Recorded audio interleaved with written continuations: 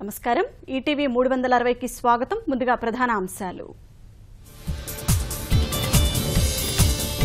నిబంధనలు కాదని జీతాలకు 4650 కోట్ల కేటాయింపు ఆర్థిక శాఖతో ఇతర శాఖలకు సమన్వయం లేదన్న కాగ్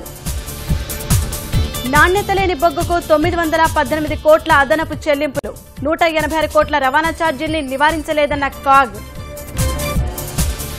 పట్టిసీమకు అధిక ప్రీమియం టెండర్లతో 109 కోట్ల భారం గుత్తేదారుకు 14 కోట్ల అనుచిత లబ్ధి చేకూరిందన్న కాగ్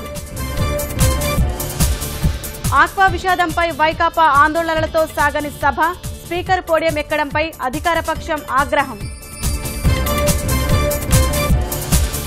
చంద్రబాబుకు ట్రాన్స్ఫర్మేటివ్ చీఫ్ మినిస్టర్ అవార్డు మే 8న అందించనున్న యుఎస్ ఇండియా బిజినెస్ కౌన్సిల్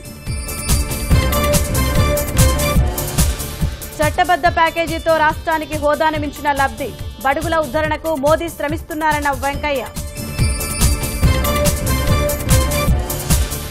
అక్రమాస్తుల కేసులో హిమాచల్ సీఎంకు చుక్కెదురు అభియోగాలు కొట్టివేసేందుకు ఢిల్లీ హైకోర్టు నిరాకరణ